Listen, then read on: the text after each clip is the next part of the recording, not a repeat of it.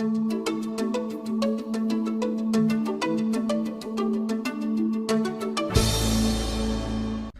there, Rotto here. How you doing? How has your week been? Okay, so it's Saturday morning. You might be out for a weekend adventure. You might be back at sport with the kids for a bit of Saturday sport. You might just be knocking around at home, just doing a few things, surfing the net, on Facebook, all that sort of stuff, just filling in a bit of time, chilling, bit of time out reading the paper.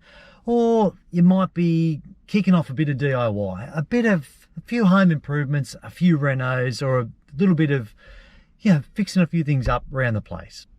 I don't know about you, but I love DIY. I love getting in and fixing a bit of stuff and trying to repair a few things, and I've always liked doing that. And I don't know if it goes back to the days of when I loved Lego and playing with Lego and building a bit of stuff, all that sort of thing. But I love to get in and have a crack at all those things. But it depends on what that job is.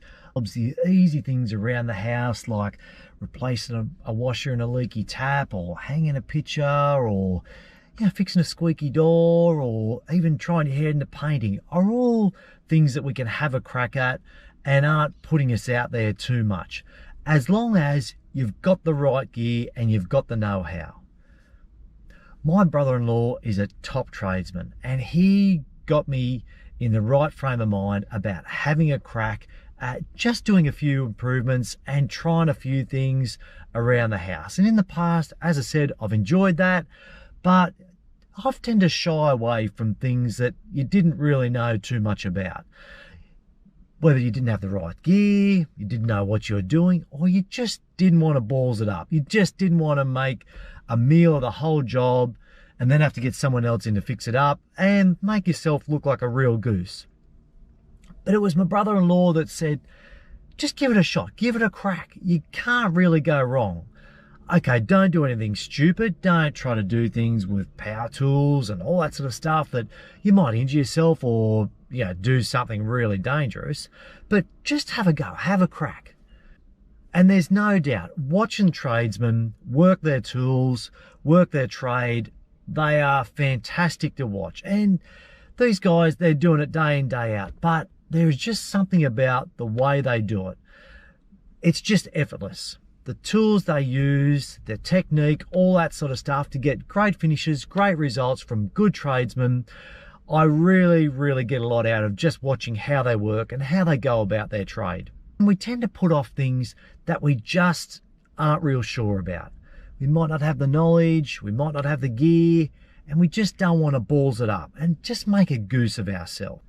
And this is just DIY around the house. But another really important aspect is DIY for yourself, for you.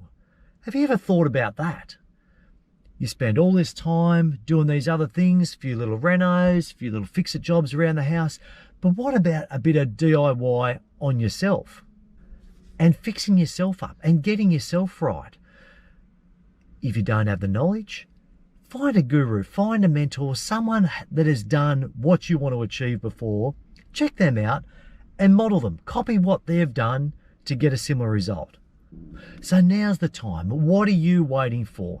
It could be the most important DIY project of your life to fix yourself up, to get yourself back on track, to get yourself feeling well, get your health in check, get your fitness going, and start to feel alive and live again, which you may not have done for a long, long time because time's getting away. I suggest you make this the most important little DIY project to target for the rest of this year. Get yourself set up with a new plan, a new approach going forward for this year and beyond. All right then, have a great weekend. Time to go and catch some more waves.